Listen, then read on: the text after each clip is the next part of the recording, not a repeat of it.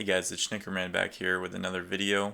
Today we're going to start a series where I look at all of the different Skylanders games from the first one all the way to the last one, and we're going to examine what you need if you were to buy the game right now to get started and have enough pieces in order to have an enjoyable time playing Skylanders. I know for a while when the games first came out I thought they looked a little childish because of the toy element.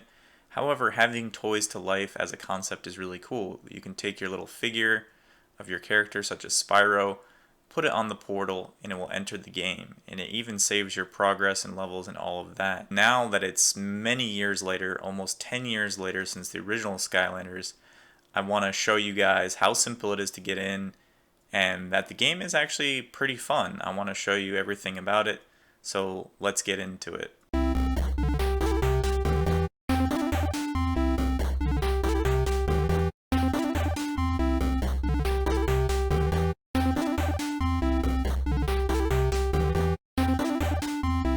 So here we have Skylanders Spyro's Adventure, which came out in 2011.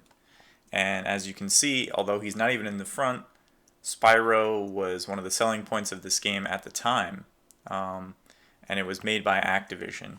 What you need for this game is you need the game itself, you need a Skylanders portal, and you have to be careful because for this specific version of the game, you have to have the one that says Xbox 360 because I'll be playing on Xbox 360. The nice thing about Skylanders, especially Spyro's Adventure, is you can have any further iteration of the portal and they will all work for Skylanders Spyro's Adventure. However, for Xbox 360, I believe only the Xbox 360 portals work for Xbox 360.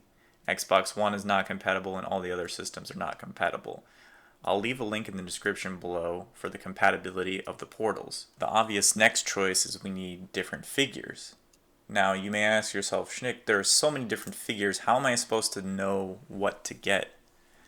Well, the number one thing you want to see is for the first Skylanders game, the bottom of the Skylander have these green bases.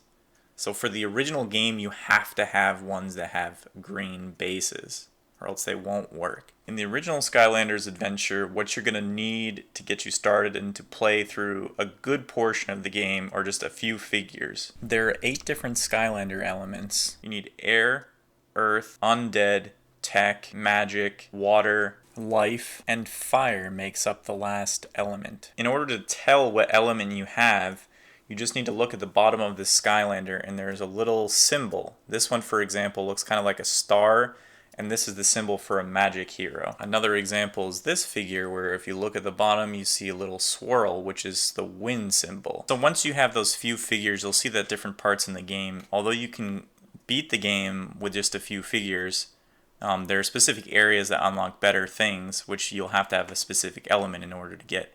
So as long as you have one of each of the base type elements, you should be in the best shape possible for getting the best outcome of the game. There are a few more things you need to consider. There are some playsets that they sold which have extra levels, but overall they don't affect the game too much. So I would say if you can get your hands on them for cheap, go for it. If not, it's not going to really do much. So here are 2 examples. If you put this on the portal, you will get access to 2 different levels, which are represented by these figures. And from a trophy or / achievement perspective, you can get the majority of these achievements just playing throughout the levels of the game. Keep in mind when you import figures, if they're used, which most of the Skylanders these days would be used, you have to restart your character's level and assign it to your console or your specific version of the game. If you don't, most of these achievements will not unlock. So here I'm just going to show a little bit of footage of the game.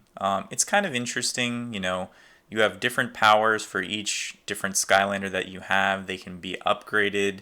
There's a little bit of platforming, there's a little bit of puzzling, there's a little bit of trying to find secret areas.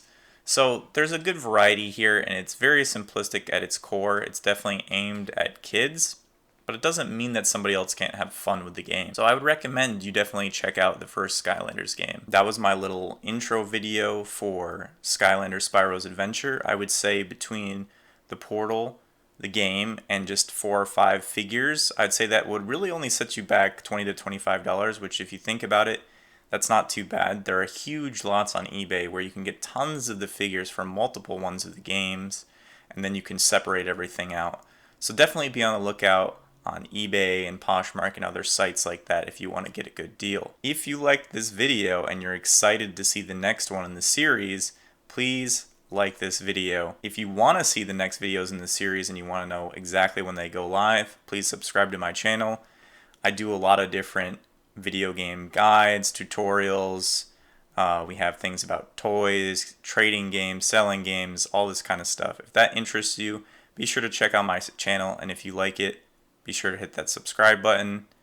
If there's anything about Skylanders I missed, especially for Spyro's Adventure, let me know in the comments. I always like to have discussion with you guys and keep improving for all my future videos. So until next time, guys, peace out.